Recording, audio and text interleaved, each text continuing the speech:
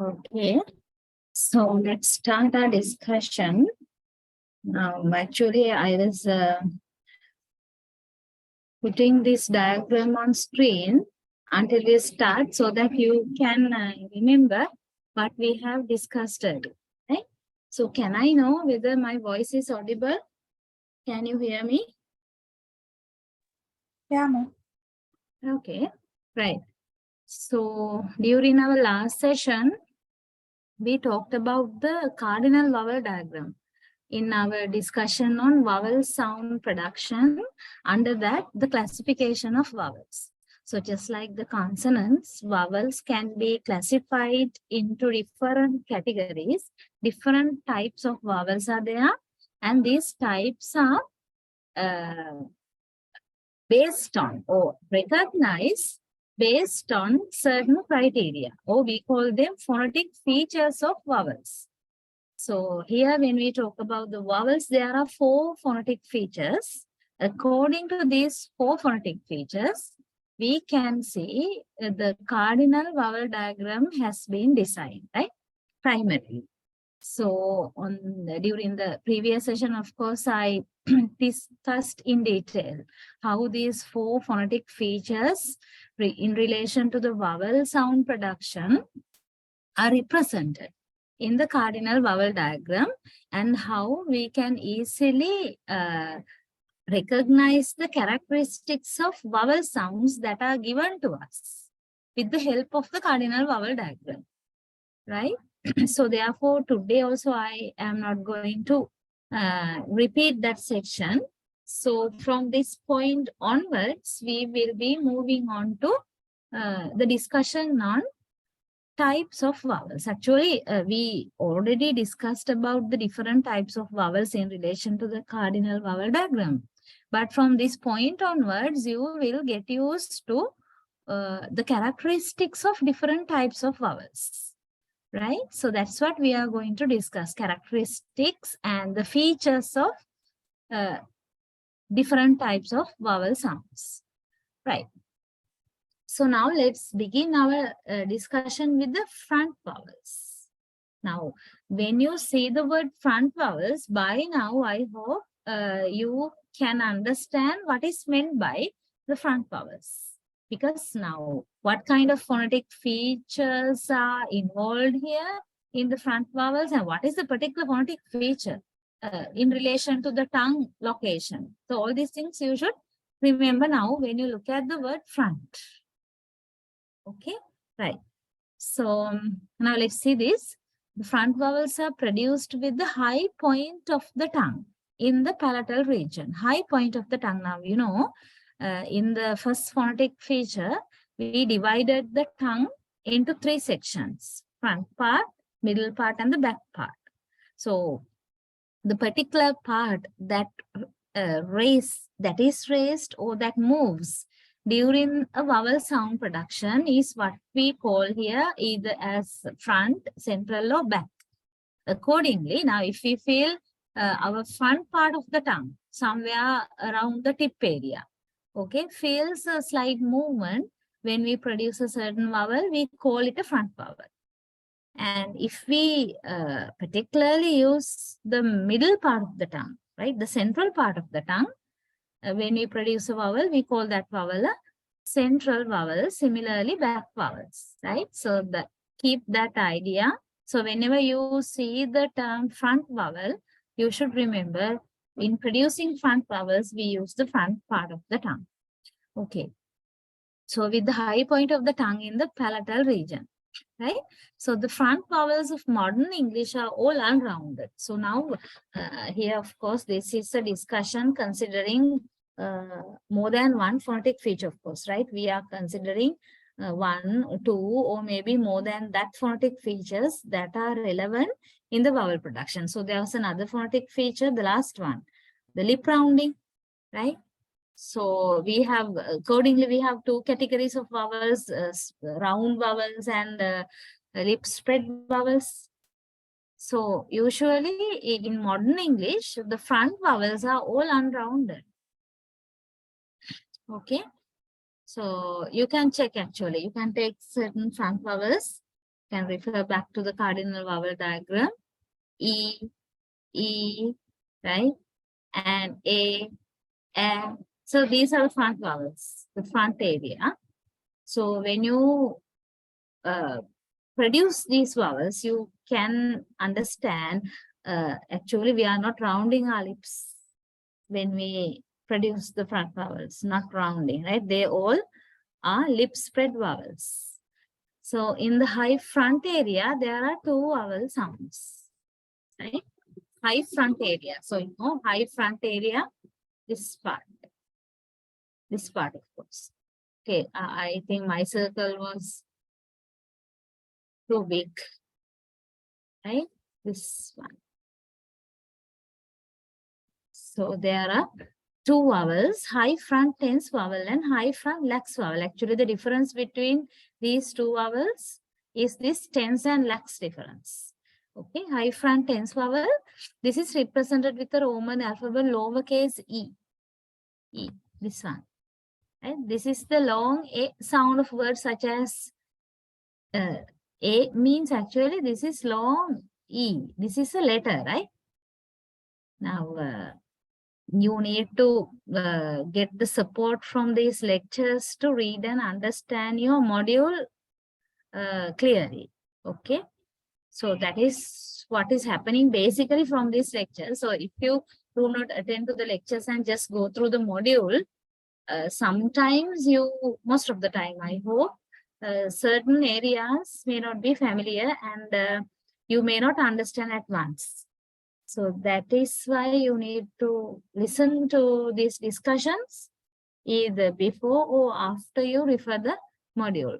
Okay, so usually I advise you to read the module first, just one round, and be familiar with the sections there, and then come to the lecture so that you will understand fully what is there.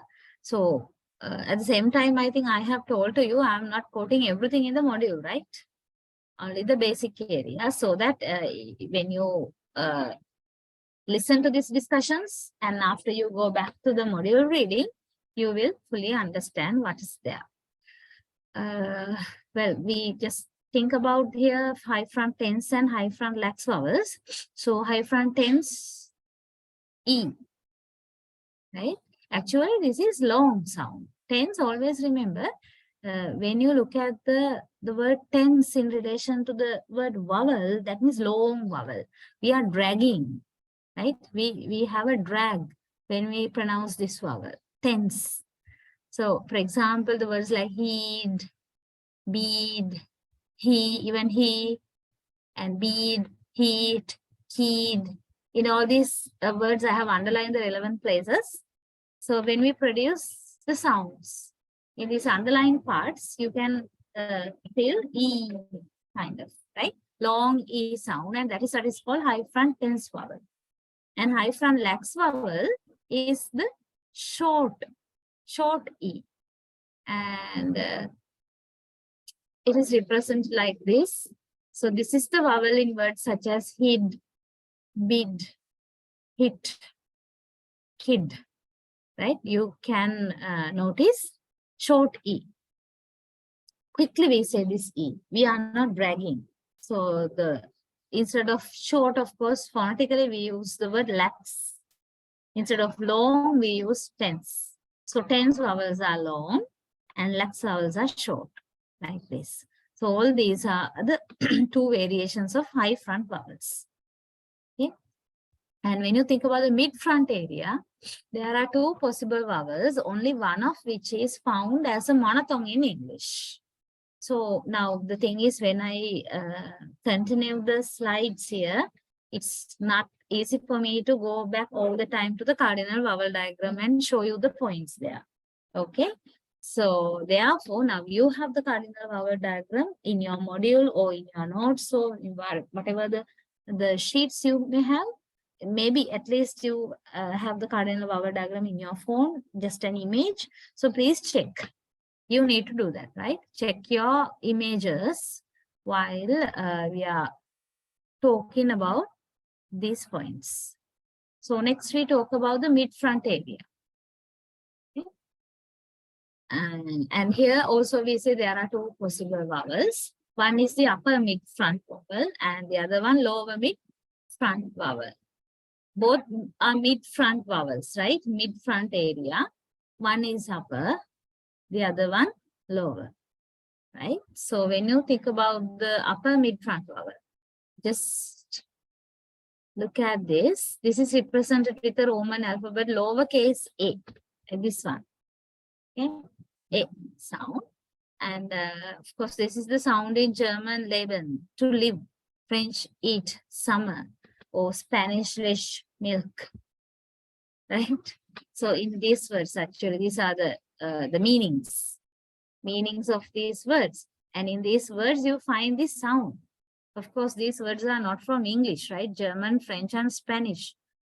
If we compare the French and Spanish words with English a or le, we find that the English sound is really a diphthong. Now, still, of course, we didn't talk about diphthongs, right? And soon after this vowel discussion, we are going to move on to talk about the diphthongs. But you should know something about diphthong before that now, right? Diphthong, very briefly, I will tell you now. Thong means sounds, right? And here, thong means sound, diph means two. So diphthong means two sounds, actually two vowel sounds together. There are situations in certain words when we pronounce them, we produce two vowel sounds, one after the other very quickly. Okay. So actually, we don't consider these two vowel sounds two separate units. We consider both these vowel sounds to be one unit, one sound unit. Within that unit, we have two vowel sounds. That is why we call them such sound units as diphthongs. Two sounds together. So if we go back to the point, actually in French or Spanish, right? This a sound is quite short, right? But in English, comparatively, it sounds like a diphthong. So the tongue is not in a constant position, but moves to a glide at the end of the sound. So the tongue is moving while we produce this sound unit. But when you just say E, okay, when you just produce the sounds like E, A, O, U, tongue is not moving anywhere. Tongue is there in a fixed position, wherever inside the mouth. But when we pronounce diphthongs, our tongue is moving. There is a glide, right? Now, you know the meaning of the word glide, right? Slipping from one position to another position. So the tongue is moving from one point to another point. And that's another word for diphthong is glide, right? Because the tongue is gliding from one point to another point. Okay. So just to understand this point, I'll give you just a very simple example for diphthong. Okay. This word, just think, how do you say this word?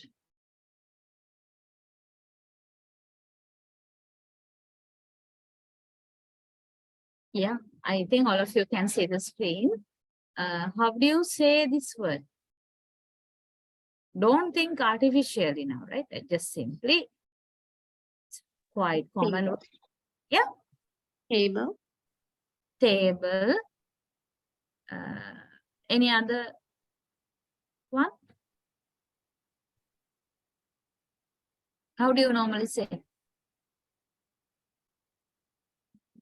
Any other different way? Yes. According to the letters. According to the letters.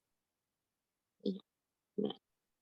Normally, then, if we say, ma'am, it's table, but we're writing and so we can say in a different way, but it's wrong pronunciation. No?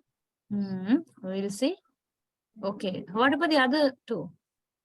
You also agree with her? The pronunciation, Ilma? Any idea? Ilma, how do you say? Just say the word. I don't know whether the other two are listening at the moment, But now the Tarani, the point is actually in according to the Sri Lankan English pronunciation, of course, we say table.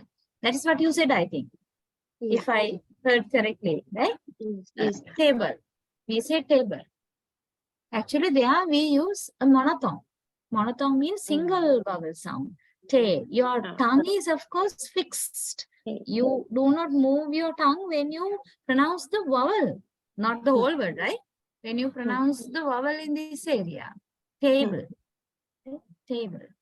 But actually, according to the British Standard English pronunciation, this is pronounced with a diphthong, with a glide, right? It's like table. Table. Table. Yes, actually it's table. There is a sound. We will be talking about these diphthongs today itself. Ma'am, then what is the correct one? So I also used to tell this like table. Table. Is that correct? Using the monophthong, this one. Yeah. Yeah. Yes. Actually, this is the typical SLE pronunciation, right? Sri Lankan English pronunciation. And this diphthong is the British English pronunciation. That is the only difference. Of course, we can't label. One is correct and the other one is incorrect. Okay. Not a matter like that. Okay. So anyway, you need to be aware because now, as I'm always telling, English is not our native language, just a second language. So we don't have to try hard to imitate it as it is 100%. But still you, all of us should have an awareness how English is pronounced by its native speakers, right? The native speakers means the Britishers. How these British people are pronouncing their own mother tongue, their native language. It doesn't say that we should imitate it, but better if we have an understanding and awareness. So that is why I'm showing the difference, right? So table is one word where we can find a diphthong, although it's not very much familiar to us, but still there are words, right? There are words which we pronounce with diphthongs. I'll write one. Okay, ma'am. Rain. Of course, now here also you might think, okay, we use the monophthong, rain. But of course, rather than the monophthong, there is a kind of a, right? Right? Rain, a. So the diphthong is there. And also there are many words like that. M-A-I-N. Main. Like, yeah, main gate. We say main. Yeah. And another day, the word, actually I told it, day. Day. Of course, that is not pronounced with a diphthong by the Sri Lankans, right? We say day. Typically we use a, the monophthong, day. But this is pronounced with a diphthong by the native speakers like day. Day. Of course, they are not dragging it, of course, right? Now, how have you heard that these people are telling today? Now, today is for us. Today. Today. How do the native speakers say the word? Can you guess? Of course, they don't emphasize the vowel u, the first vowel sound. We say today. Right? But they never emphasize the first u, the first vowel sound u. Instead, they just reduce the power and the strength of that into schwa, a sound. So they say t, not tu, like Sri Lankans, right? T. And the other difference, we say day, they say day. So for us, the word is today, but it is pronounced as today. Today. By the native speakers. So like that, there are a lot of differences, of course, between British English and SLE.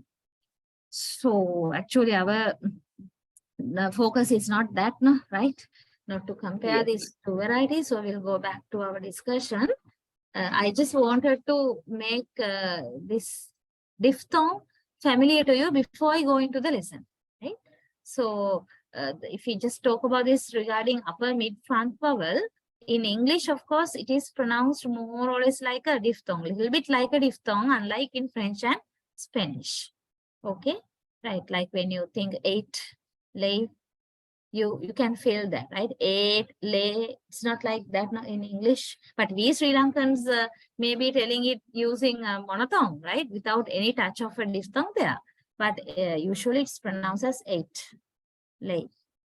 You can hear a sound, right? Not fully a sound, but something like that. So, okay, so that is what we say here. It moves to a glide at the end of the sound. Glide means a kind of changing from one position to another position. Actually, it's the tongue, right? That is moving when we say a diphthong. So most dialects of English have no pure A, right? Most dialects of English, just like the British dialect, right? British English. Sometimes they have the sound A, but most of the time they use A, right? There is a glide involving.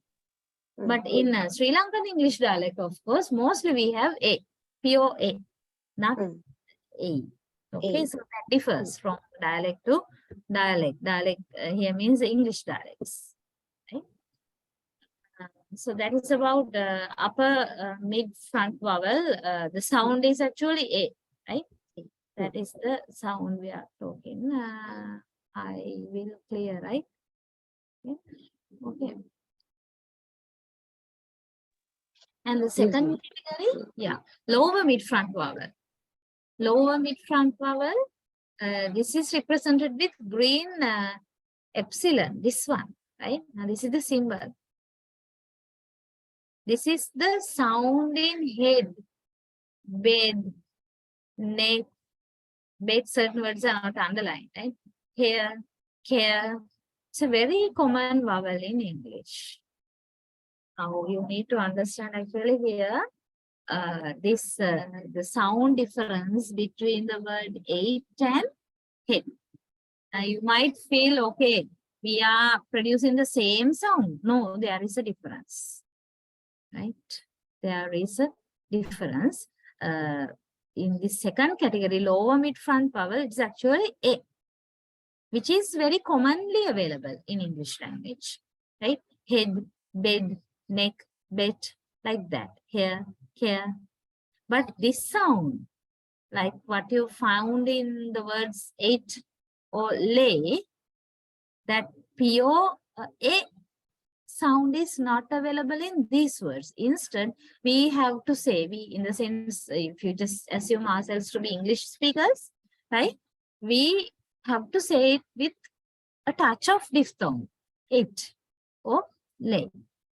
That is how, not short A sound. It, we can't say, we can't pronounce the word ATE as it, no, right? Oh, we have to drag it a little bit.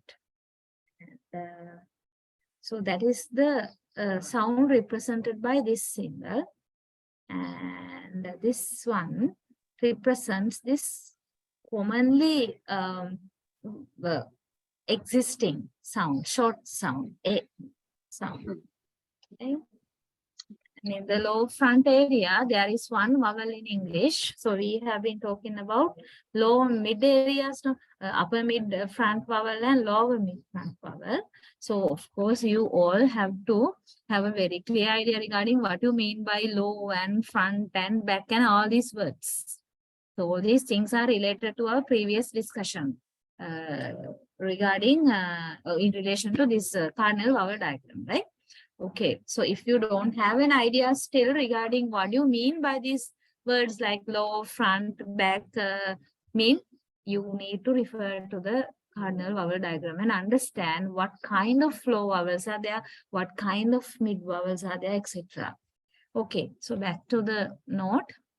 In the low front area, there is one vowel in English, the low front vowel. Okay. So these types of vowels are given in red color on screen so that if you are referring to the screen, you can easily find them. So this is represented by the old English symbol called ash. Ash. This one. This is the symbol. And this is also very common sound, of course. It is the sound in words such as lamp, hat, wrap, fast, tram. Okay, a sound. It is a sound. It's actually there's a name for that. It's called ash. Right? We write the symbol like this. Quite easy to write the symbol. Okay, a. It is slow front vowel. And well, so if just to talk about the central vowels, the tongue is in the palatal velar region. So as we have finished our discussion on consonant sound production, when you see these words, you should understand what we mean by them, right? Palatal velar region. The tongue is in the palatal velar region when articulating the central vowels. Now, I told you during the last session, central vowels are produced with a touch of the central part of the tongue, which means the middle part of the tongue is moving slightly when we produce central vowels, and that is why they are called central vowels. So actually, which area of the tongue? Central part of the tongue or the middle part of the tongue means when you just think about the upper side of the mouth, right? Just above the middle of the tongue, we have the palate, hard palate and the soft palate. Above the inside of the mouth, hard palate and the soft palate. And that is why we say here, the tongue is in the palatal velar region, right? Palatal means hard palate, velar means the soft palate. So tongue is in that area when we produce central vowels, right? And all of which are lax and unrounded. These are lax and also not rounded. Right? In the mid-central area, there are 4 sounds, right? What kind of productions are there? So one is upper mid-central vowel. Upper mid-central vowel. This is represented by this symbol, right? We call it schwa. Now, certain vowels have names, of course, right? And schwa is the most popular vowel among these 12 vowel sounds. It's quite popular. And the name is schwa. And this sound is found in unstressed syllables only, and that is why it's very much popular. Now, you know, these native English speakers, they are quickly telling the words now. Right now, when you listen to this native pronunciation, when you watch a movie or maybe when you listen to a song, right? Or when you just listen to a audio track by or video track by a native English speaker, the first thing you notice is that these people are very quickly telling the language, right? Pronouncing the words. This is one reason. Because they, just like the Sri Lankans, they don't pause and they don't strongly pronounce each and every vowel. So when we strongly pronounce vowels, of course, our speech becomes slow. Okay, like today. Today is one clear example. Now you just compare the pronunciation of today by a Sri Lankan and by a Britisher. Who is telling it quickly? It is the Britisher. Yeah. Because we say we fully pronounce oo sound, and then we tell the monophthong a. So for us, it is today. Did you come today? Right? I'm hungry. I'm tired today. Like that. But these British people, they in certain syllables, right? In some of the syllables of the words, they do not stress the vowel. They do not fully emphasize, or they don't give a strength to certain vowels in certain syllables. So they very quickly pronounce these syllables, including the vowel sounds, just like what happens to today, right? So today we fully pronounce to, the first syllable, to. But the Britishers, they never stress it. They never fully pronounce it. They quickly say. That is what's the meaning of unstressed. They do not stress the vowel sound inside some syllables like to. So they quickly say it like to, today, right? Today. But for us, it is today. Today. So they do not stress. So remember then, how did they unstress the syllable? They unstress the syllable by replacing O with A. Sure. So that is why they could quickly say the word, right? So this is an important point regarding this sure, of course. And that is the very reason why it's popular that much. It's very common among the native pronunciation, native-like pronunciation, right? So this sound is found in unstressed syllables only, as in sofa, about, subtract, offend. Of course, we don't say them as offend. No, we don't say subtract, right? Subtract. About, not like that, about. So far, no, wrong, so far. Okay, a sound is available. So that is called upper mid-central verb. Right? So in the following words, the underlying vowels in the unstressed syllables tend to reduce to sha. This one, now there is a list of words. Yeah, actually I have quoted them as they are from the module. So this list is available in page number 41, right? So you can refer the module from page number 41 onwards to study this area. Okay. So now there are two columns. You can understand how we use this schwa. Okay, how just to tell it more clearly, we use schwa to unstress a syllable now, right? So we can unstress a syllable by replacing a strong vowel with a vowel like schwa. So that is happening when you look at these two columns, right? It's actually the first column, first word, second column's first word. See how the word is changing. Now, first word pronunciation, catastrophe. Catastrophe. Actually, we give heaviness, right? This a sound, the syllable, the second syllable is quite strong. Catastrophe, we say. But this is a noun, right? But when you turn it into an adjective, when the word class is changing, you can notice the difference in the pronunciation of the second syllable. Earlier it is catastrophe. A sound is there, but this a sound is replaced by a sound in the adjective. We say catastrophic, catastrophic. Now earlier we stress, that is this stress mark you can see, right? This is the stress mark. Putting this mark above a syllable means we stress that syllable. So that is why we fully pronounce a sound here.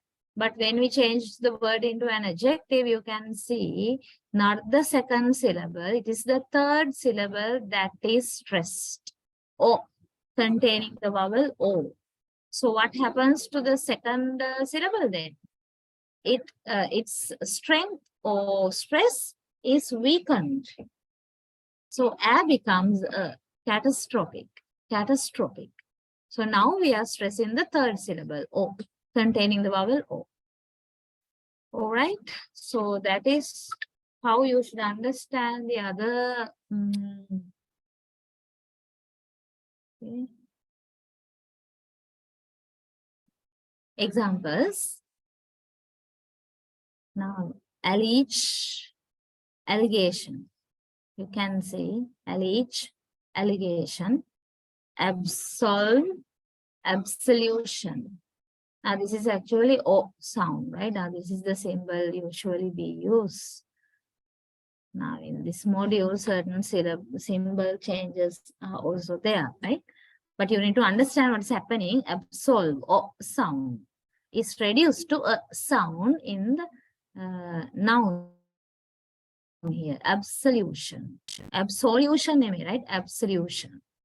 Oblige, you can find I, the diphthong I is there, but when we change it into a noun, obligation, obligation, is there. And depreciate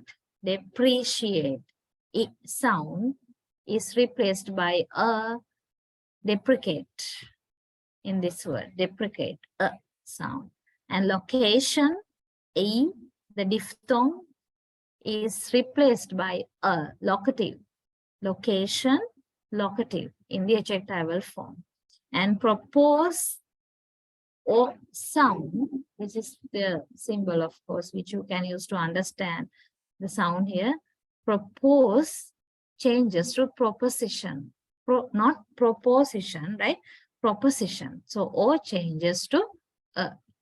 Now I think how now you can clearly understand how much schwa is important, because it plays a big role when we want to unstress a syllable.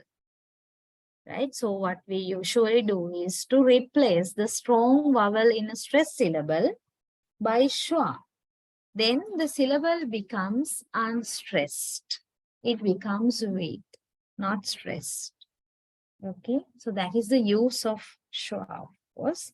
And the native English speakers are using this sound very much, unlike the non-native English speakers. Okay. Right. So here you have two more features of vowel sounds: tenseness, vowel tenseness, and vowel length. So in common, when we talk about the vowels, in common now, earlier we were talking about the major categories of vowels, right? And here you can find two features that can be commonly seen. Two major features, of course, that can be seen in vowels. One is vowel tenseness, the other one vowel length. So you already know, I think, about the vowel tenseness. Right? So this refers to the degree of tension in the muscles of tongue, which affects the total volume of the tongue and is responsible for small variations in vowel quality also. Right? So in short, we can say tense vowels are longer, higher, and more marginal, while lax vowels are shorter, lower, and slightly more centralized. Yeah, the tongue position, tongue location are quite clear, right? And marginal when we produce tense vowels, and the clearest clue is this length. That's why earlier also I told you tense vowels are longer than lax vowels. So tense vowels are the lengthiest vowels and higher, right? And when you think about the lax vowels, they are shorter than tense vowels. Lower, the tongue is lower and slightly more centralized. The tongue is much more centralized when you inside the mouth when you produce lax vowels. But when you talk about the marginal vowels, tense vowels, the tongue is more marginal. The tongue tends to be in a particular margin. Now, for example, you can just compare E and E, long E and short E. Where is the tongue, of course, to understand this point I'm telling, right? The third point. Even you can understand the second point as well with the support of the example I gave you. When you say long E, that means the tense vowel, E, the time you take to produce the sound is comparatively longer, so it's a long vowel, and your tongue is higher, in a higher position inside the mouth, very close to the hard palate. And also it's more marginal. Marginal means not locate the whole body of the tongue is not located in a central area. It's much more closer to the hard palate, marginal. But when you say short E,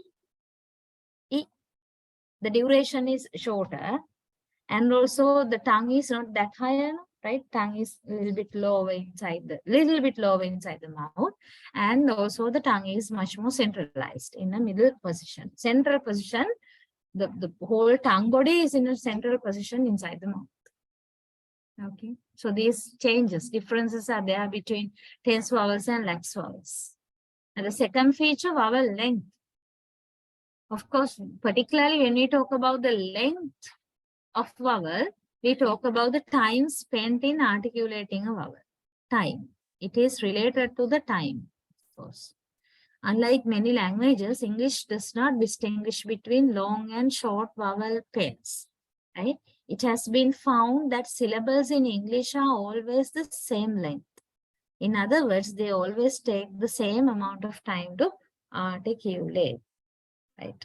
So this, rather than articulating a single vowel here, this explanation or description is related to the articulation of syllables, right? Syllables, because now inside one word there can be only one syllable or two syllables or more than that. Here, what this point says is that usually in the English language, right? Let's say that there are 3 syllables in a word. So all these 3 syllables are pronounced more or less within the same time. That means if you can understand like this one word, just think about a word. I'm not giving an example, right? Here, just drawing one word, right? This is one word. And first syllable, second syllable, third syllable. So we just take comparatively the similar time, but same amount of time to say the first syllable and the second syllable and the third syllable. Similar time. That is a characteristic in the English language. So therefore, this vowel length is not very much visible in English. Okay? It's not very much visible in English, but still you can talk about the duration of articulation of a vowel when you talk about the tense and lax vowels, right? Tense vowels, now because there you have a point longer and shorter. That is there in relation to the tense lax difference. But vowel length talks only about the time that is spent in articulating a particular vowel sound. So here, the point is, usually in English, we take a similar time, similar amount of time to produce all the syllables inside a word, right? Okay.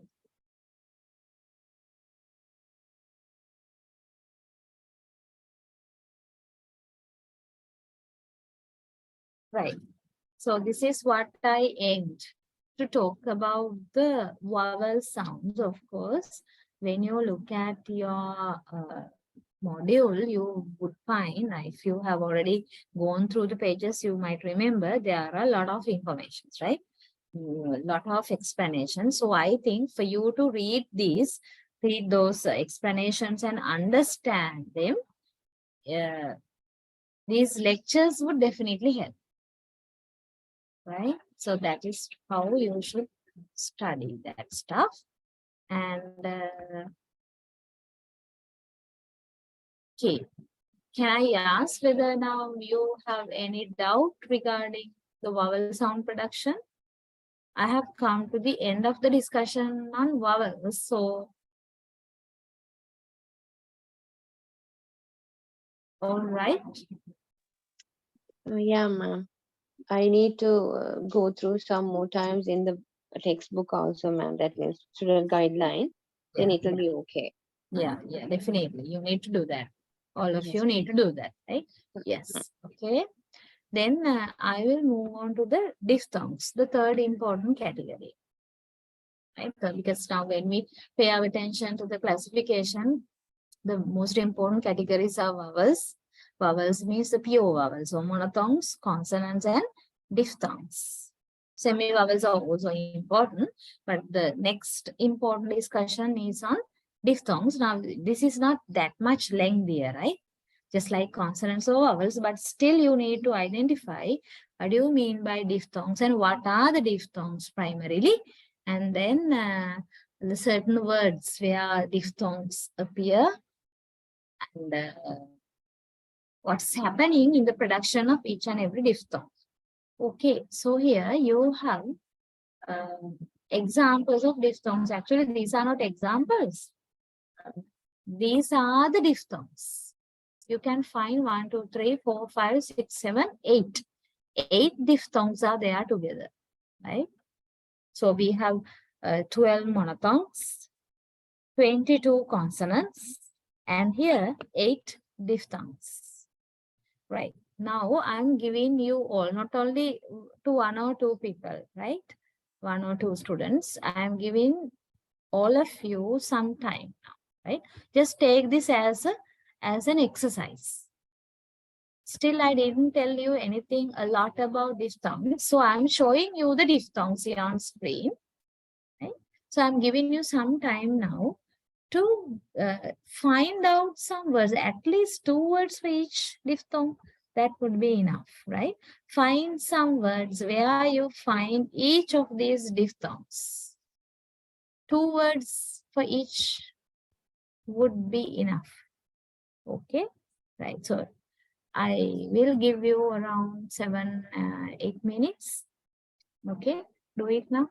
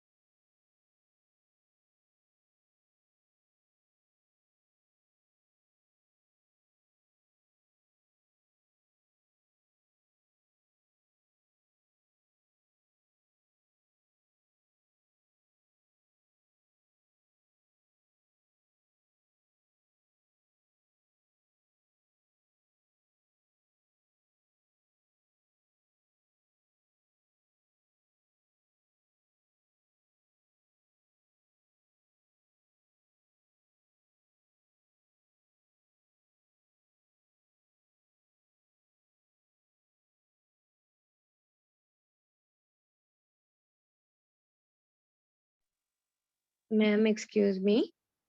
Yes. Ma'am, do me a favor. I got one call from my school, so I had to answer that call. It's all right. Can I know what do I want to do, ma'am, with this? Now the thing is, I am introducing the diphthongs to you all now. So Yeah. at the beginning, I just have given you time to identify some words where each of these 8 diphthongs occur. Right? So you just write at least 2 words for each sound. Okay, ma'am, I'll do. All right.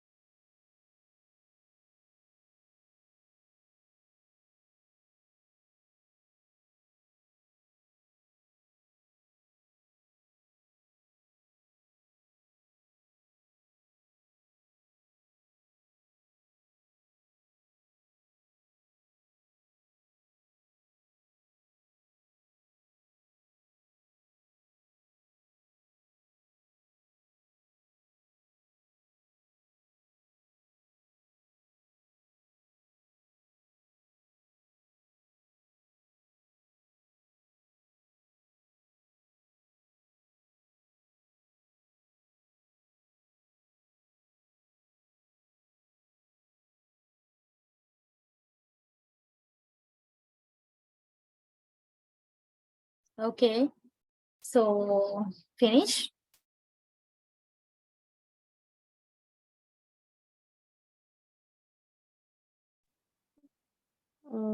Not yet, ma'am, but it's okay. We'll. No, you just try all the 8 diphthongs. Okay, ma'am. Give me a few minutes then. Okay.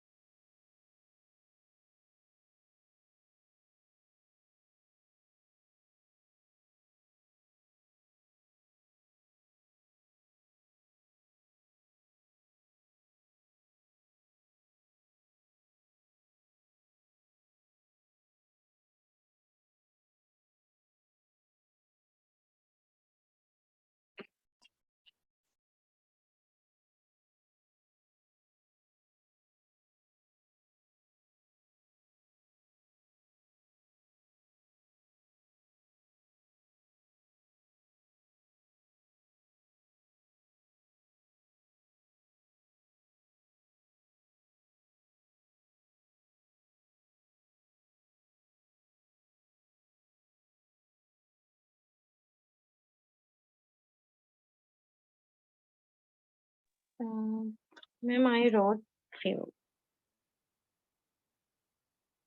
Okay. So I don't know about the other two. Yes, ma'am. I think they are. Okay, madam. They finished. Sana, you also have done, right? Okay, so Ilma, maybe not available here. Okay, right. So now you can, of course, just say, right? What about the first one? During our discussion earlier, I just gave you certain words and you can think about them also, or else better if you can think about your own words. How about the first diphthong? Actually, the first diphthong is pronounced as A. Okay, so you need to be familiar with the pronunciation, otherwise you can't find words. First one is actually a combination of A and E together quickly. That is the important thing, right? We very quickly pronounce the second vowel immediately after the first vowel, A. What are the words you have found? There are only 3 people, right? So Tharani, to start with you?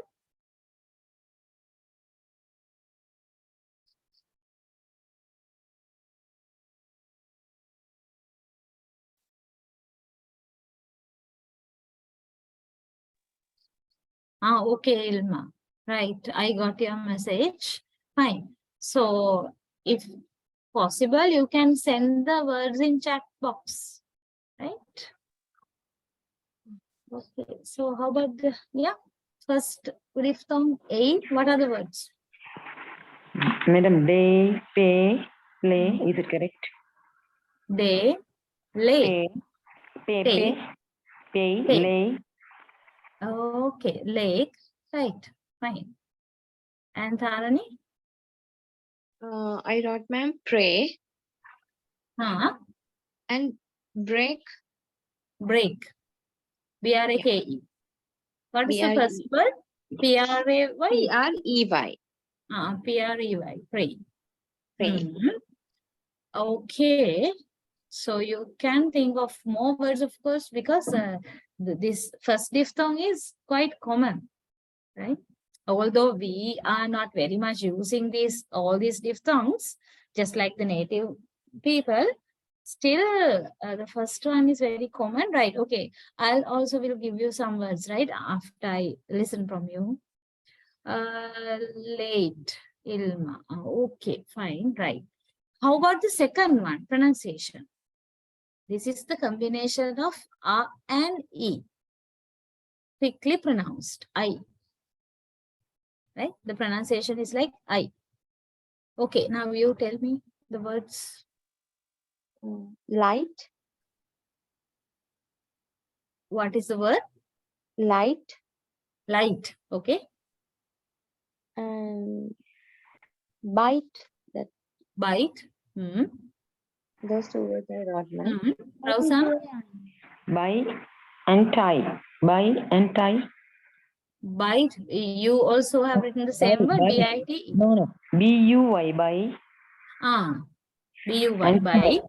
And tie, T-I-E, tie. Okay, right. Correct. Ilma, there is a problem in your words, of course. Daily, you may have written for the first diphthong, right? Day and lane. Okay, I'm talking about the second diphthong now. So just ask him the words from you. So Ilma, you can think about the second diphthong and the words. Now, when you find words, of course, this particular sound unit, diphthong, can probably come in the middle or maybe at the end position of the word. Okay? Right? Sometimes you would be able to find words where the diphthongs occur at the beginning also, sometimes. Okay, Ilma, correct, hi, right, fine, good, right. The third one, pronunciation is oi, right? Oi, O-I, oi, right. What are the words?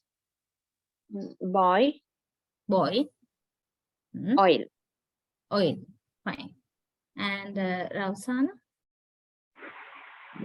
Toy, T-O-Y, toy and boy. Yes.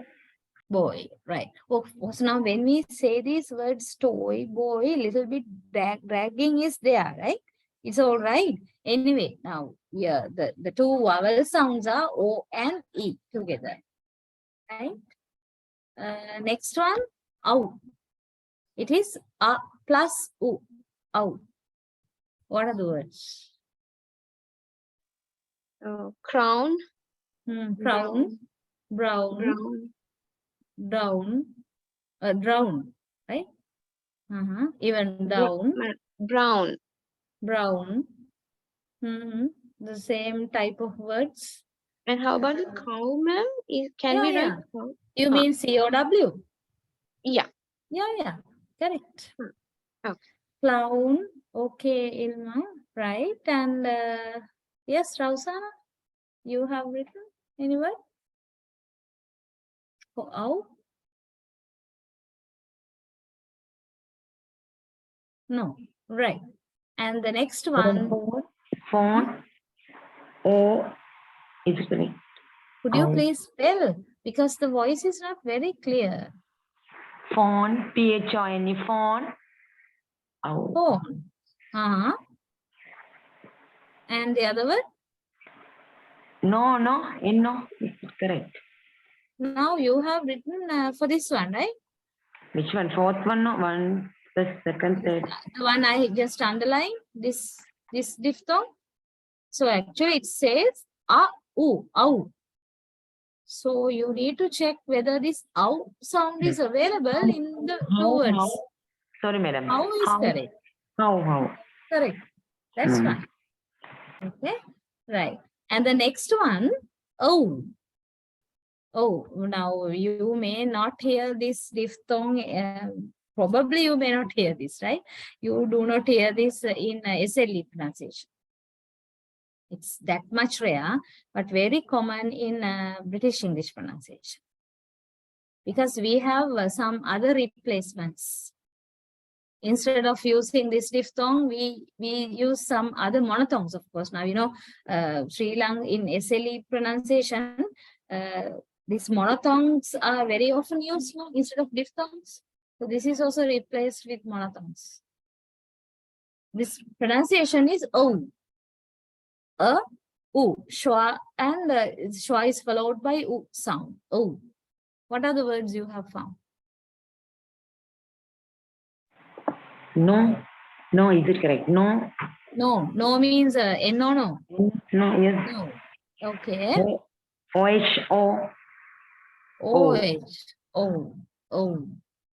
Do you say now OH means you mean the interjection? Oh, kind of word. Yes, ma'am. No, then it's different, right? That is O. Not O. This pronunciation is O. Ilma, what are these words? Our. You are writing for the previous one. Power. Oh. Okay, correct, right? Correct. Now think about this. Now, Tarani, have you got any words for O? Ma'am, it's not much confidence on it. That bow, that arrow and bow. Like Spell, please. bow, Spell, please. bow. Do means B-O-W-L, bowl or bow, B-O-W. Okay, I'm not B-O-W. sure. Yeah, I'm Not sure, right? Bow. Yeah, that is correct. Right? You have written only one word there. Bow and bowl. I don't know that's correct or not. B-A-double-L bowl. And B-O. Container. Can put something. B-O-W-L bowl. Bowl. Okay, that is correct actually. There's no issue. But the thing is now why it's somewhat maybe you think difficult, because as I told to you, this diphthong is not very popular among the Sri Lankans. When we talk in English, of course, we don't use it because we have better replacements. Right? Okay, I'll show you some words. Next one. This is E and A together. Ear. Two vowel sounds here. Near? Yes. Near. Yes. Here. Yeah, okay. Ravsana, from you.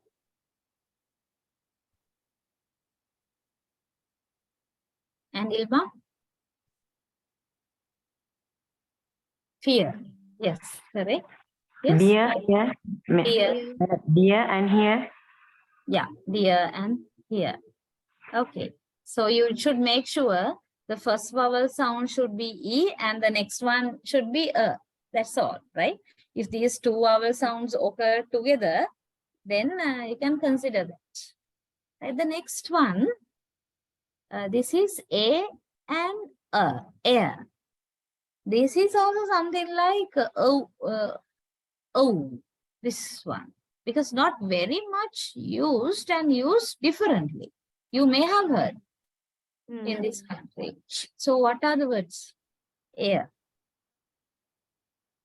Layer. Hair layer. Hair. What? Layer. Layer. Layer. Layer. And bear and hair. Hair. There. And There. hair. Okay. H-A-I-R, hair. Is that what you say? Yes, ma'am. Yeah. So how do you say that word, Rausan? Yeah. H-A-I-R. Now, just forget about diphthongs. Normally, how do you say the word? Hair. H-A-I-R. Hair. Hair. What about C-H-A-I-R? Chair. Chair. Then why do you say chair and hair? Did you notice the difference? Chair. You said hair, okay? Both of you. And the other word chair. Why the difference? Of course, both words, you have this diphthong, right? So it should be hair as well as chair. But the thing is, you may have heard these words to be pronounced as chair, haven't you? You may have heard chair and hair, right? Air. You produce the word as air, right? These are the two vowel sounds, air, right? We'll go to the last one, Last one, this is u plus u. There are some words. Có. Yeah. Poor. Poor. Yes. Poor. Poor. Correct. Poor. What?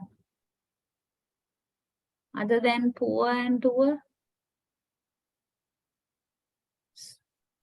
So, now Ilma, S-O-U-R.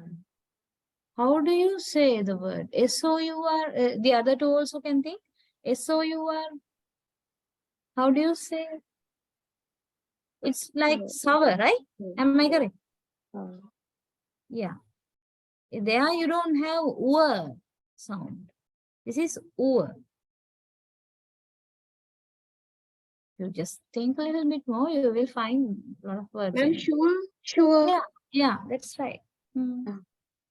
Okay, so there are some words from me. You can check them.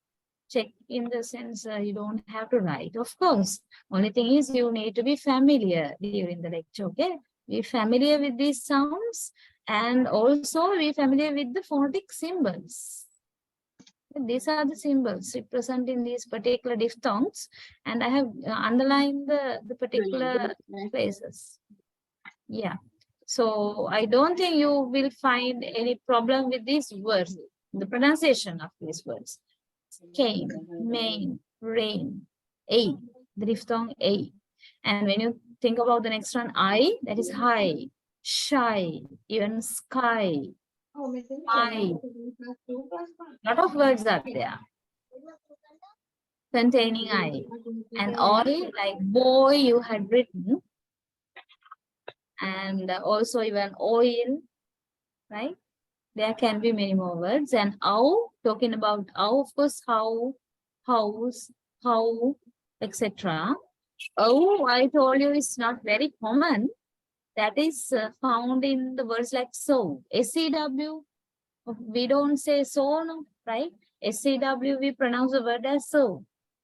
And there's another word, very common word, this one. You tell me how to say this. Which diphthong do you use? G-O. To say G-O.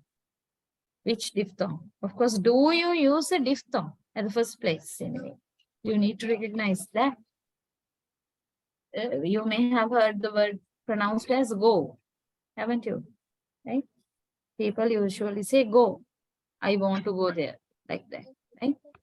So this need to be pronounced as go.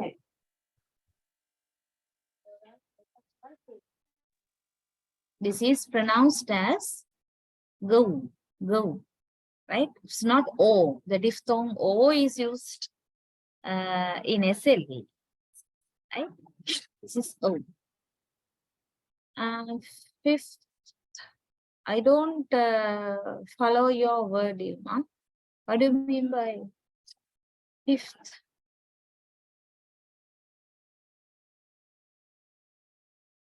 This always the fifth diphthong.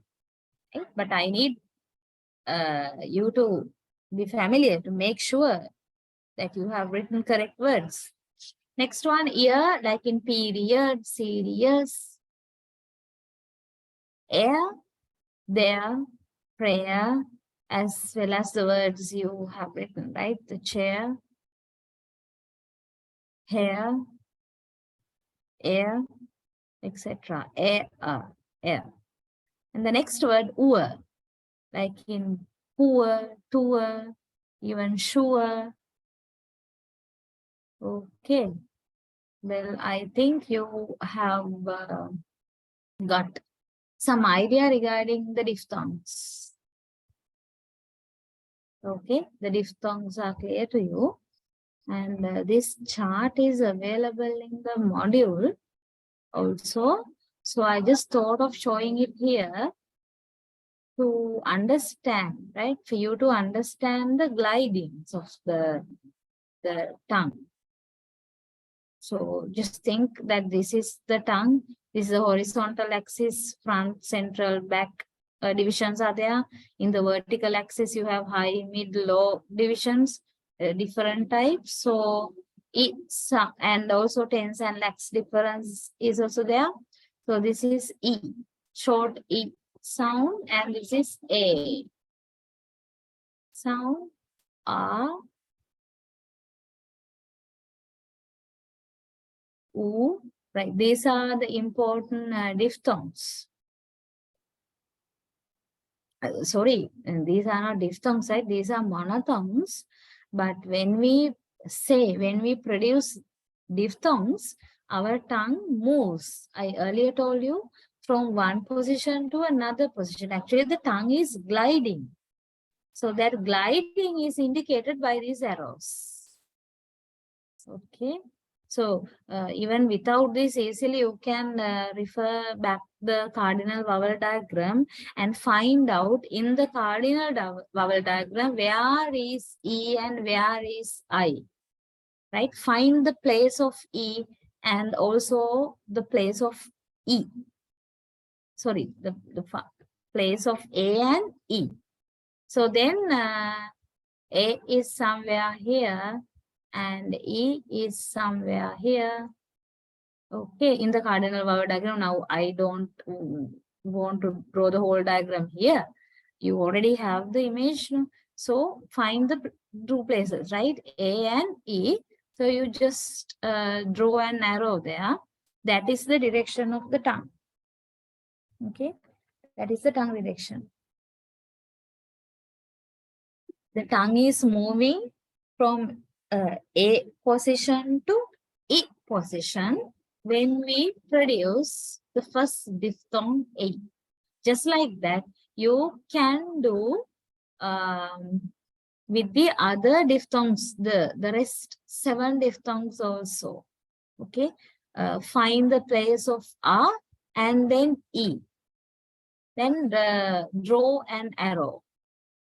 And O and E, draw an arrow. So now may I know whether you have the image, the hard copy of an image of the cardinal vowel diagram at the moment? Yes, ma'am. In page number 43. So much better then. Can you do the work now? Just to practice more about the vowel, the two vowel glidings. The glide from one vowel to the other, the direction. So I don't want you to, of course, follow this table too much, right?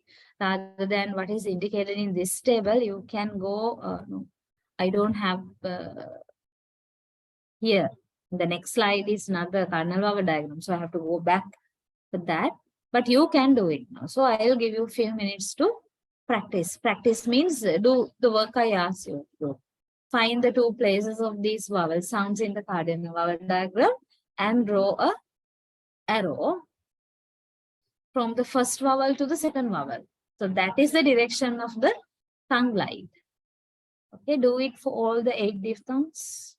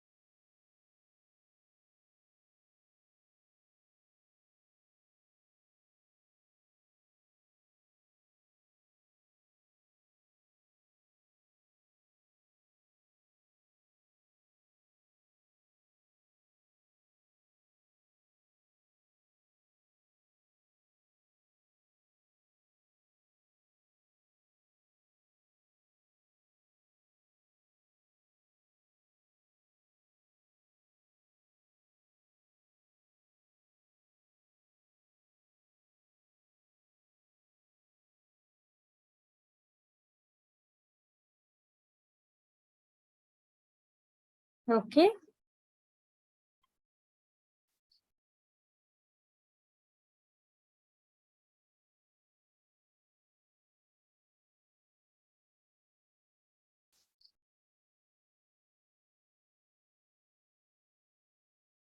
Right.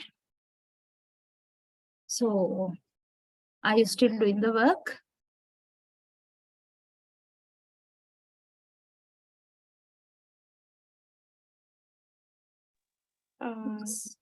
Yeah, ma'am. Give you 1 or 2 more minutes, right? Complete the work.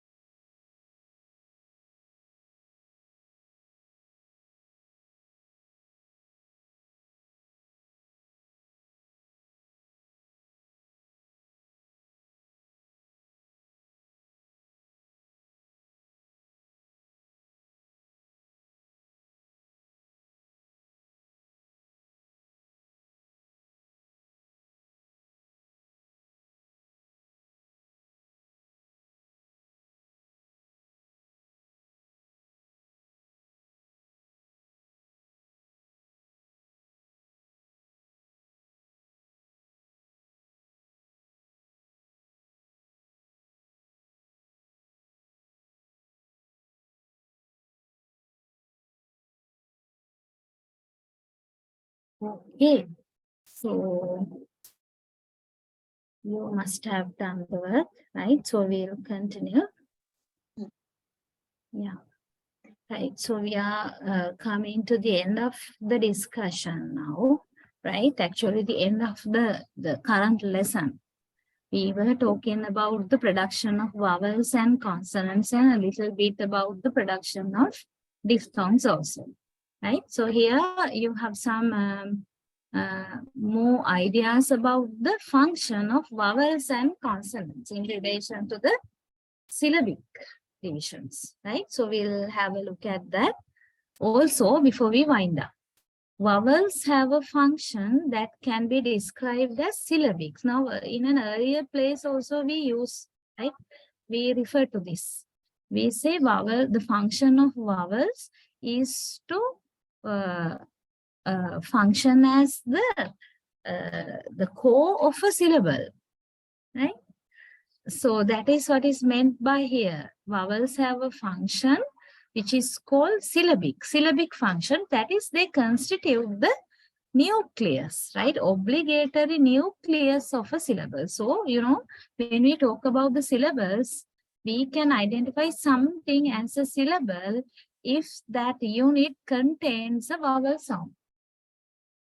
Okay, if that unit contains a vowel sound. So the nucleus of a syllable consists of vowel with or without consonants, which consists minimally of one vowel, right?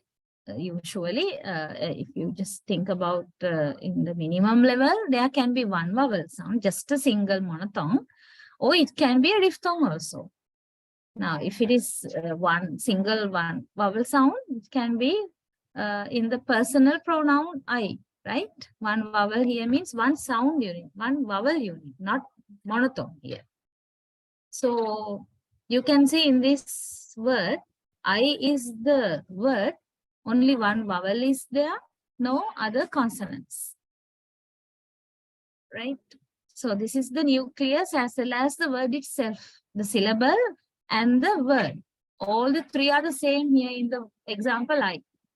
And vowels are also louder, longer, more sonorous, and acoustically more prominent than consonants. Comparing vowels with the consonant sounds, you know, they are louder and also comparatively longer than the consonants and more sonorous. Sonorous effect is higher in vowels than in consonants, and acoustically more prominent. That means, you know, acoustically means how the sounds are traveling through air in the form of waves, right? So vowel waves are quite clearer and prominent than the consonants. So on the other hand, consonants generally have a non-syllabic function. So when you compare vowels with the consonants in terms of their functions, we say vowels are syllabic, whereas consonants are non-syllabic. Though they can begin and or end syllables, they are optional, right? Consonants are optional inside the syllable. So either consonants can be there or can't be there. But vowel is obligatory, compulsory. And when you talk more about consonants, they are also short and acoustically less prominent also. Okay, but distinction between consonant and vowel is not entirely absolute, right? Certain consonants have a syllabic function also. Now, I think you have understood this part. Basically, we identify, just to repeat a little bit, vowels are syllabic, whereas consonants are non-syllabic. In the sense, vowel is compulsory inside the syllable, whereas consonant is optional inside a syllable. But even this division is not a kind of hard and fast division, okay? Because there are consonants that have a syllabic function, which means they are like a vowel in being able to stand alone in a syllable. You know, when you just simply compare vowels and consonants, vowel can stand alone, right? Individually, we can produce or pronounce vowel sounds, but consonants do not have that quality. If we want to produce a consonant in isolation, what do?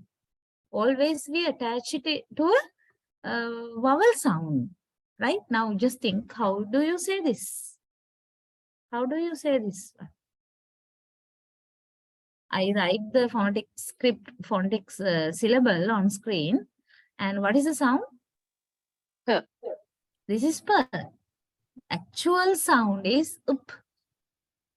But you don't even hear it properly, right? When I say the actual pronunciation of the consonant, up.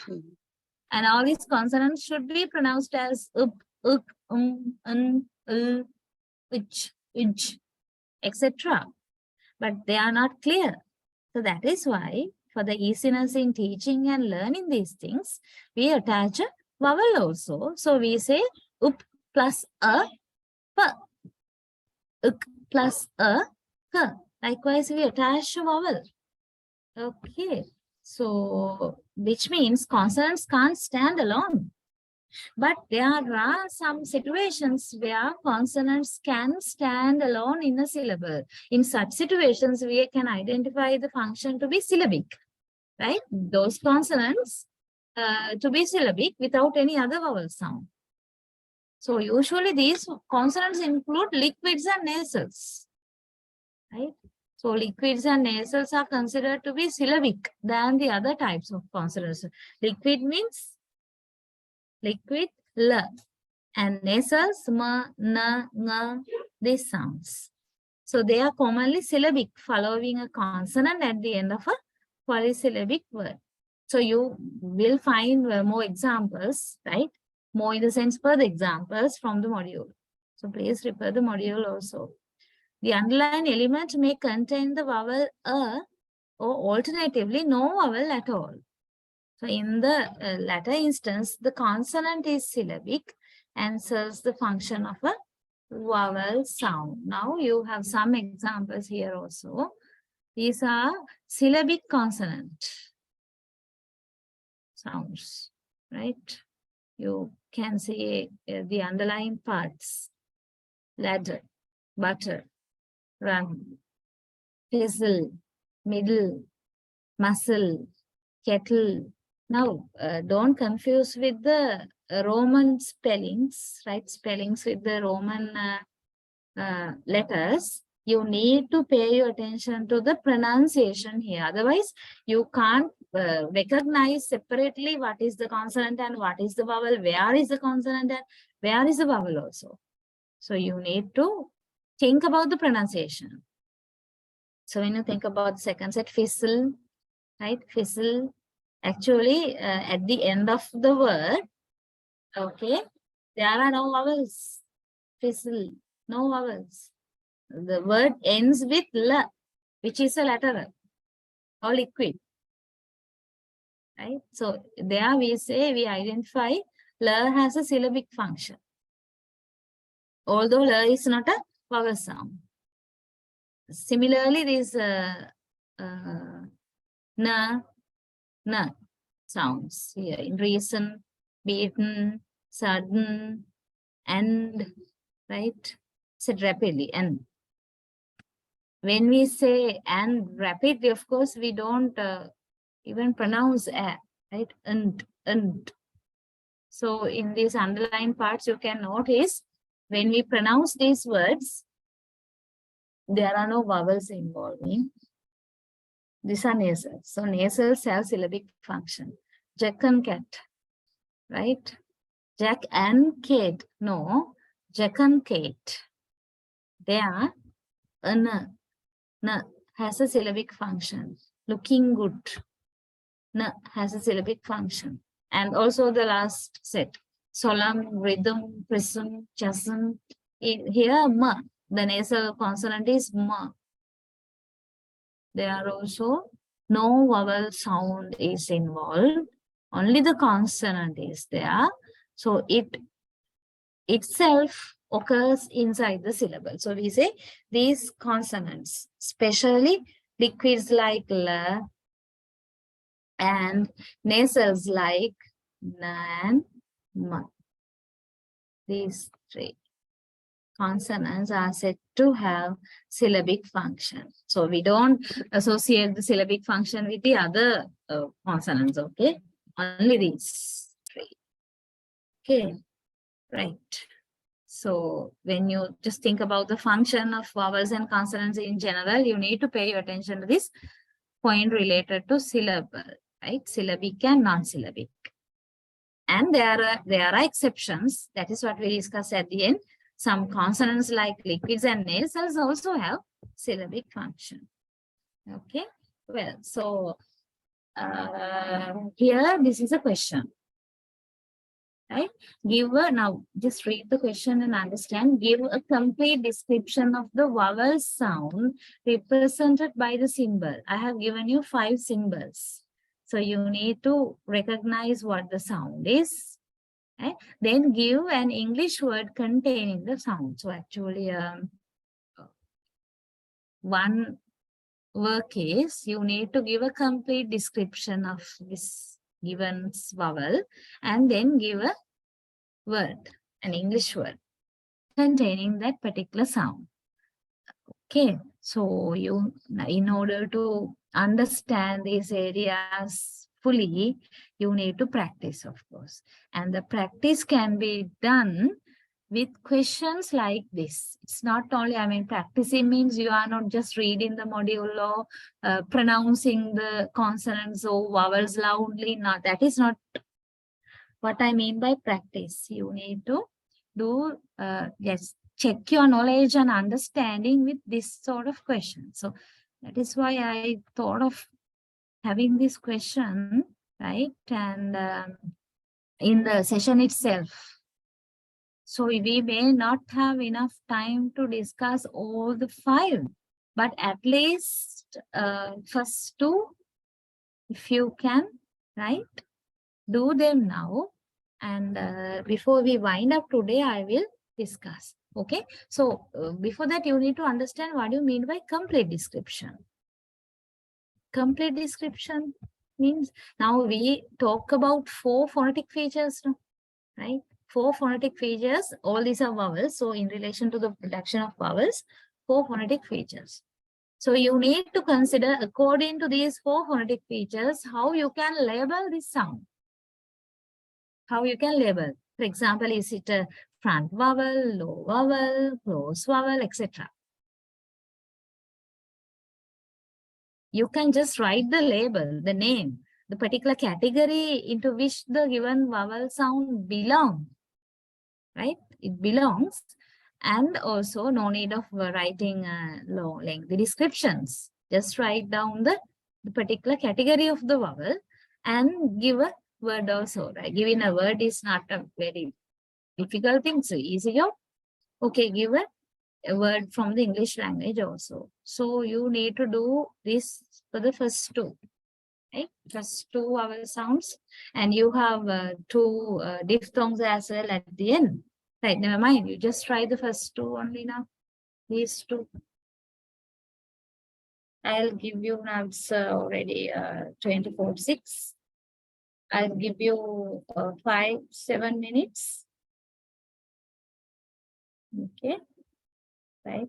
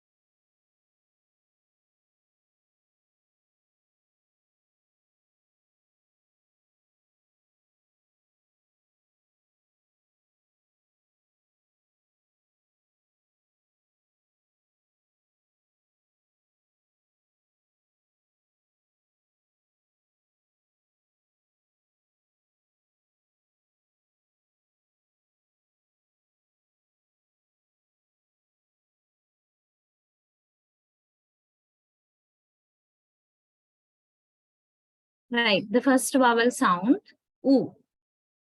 So what are the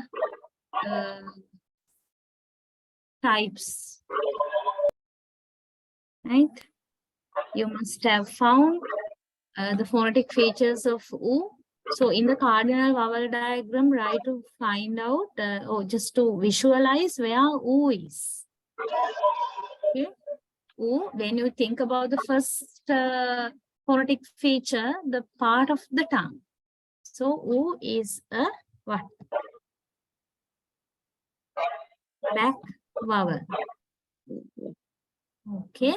And then according to the second phonetic feature, high, mid, or low, the extent to which the tongue rises towards the hard palate.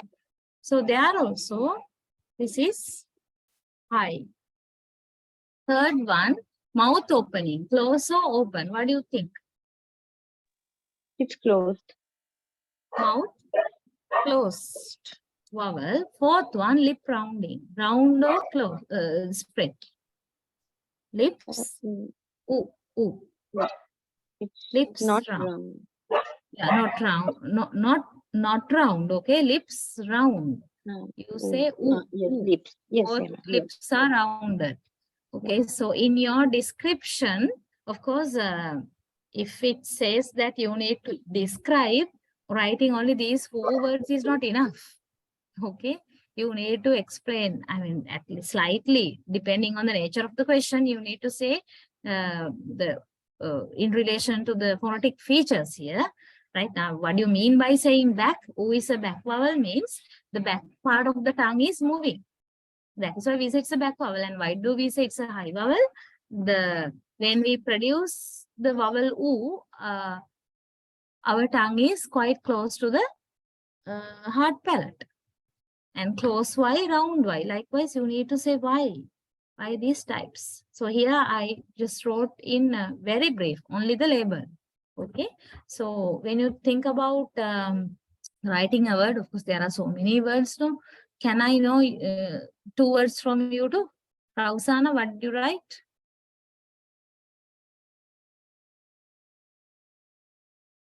Wrote any word that contains this vowel? No, Tarani? Yeah, ma'am, 2.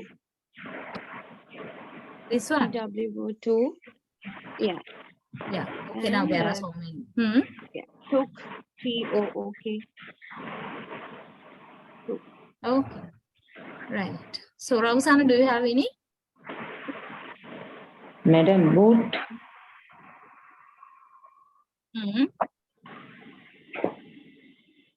boot, Hood. H-double-O-D. T. Okay. So, it is anyway. There are so many words. But if you need to provide one example, you just write only one. That's enough. But rather than writing a word, of course, the most important part of the question is the first part. Give a complete description. But on screen, I didn't give you a complete description. Okay, remember that. And come to the next vowel sound. This is A. A. So what are the types? According to the first phonetic, if you go by the phonetic features one by one, you can easily catch, right? Rather than trying to remember everything together, just go by the phonetic features. So the first phonetic feature, part of the tongue. So A is what? Where is it? It's a front vowel. And then according to the the highness or the lowness, that is not central, mid. Mid vowel. According to the mouth position, that is also mid, right?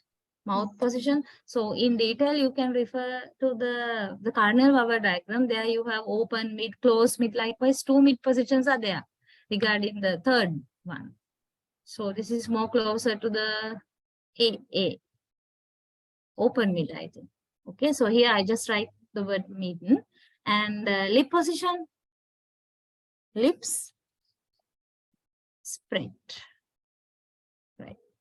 So you can write some words where A occurs. Now, while we were talking about this vowel, you I think you remember today, right? We mentioned that in English language, there are a lot of, this is quite common vowel in English, right? Quite common vowel in the English language. There are so many words like pen, etc. So I don't want to write many.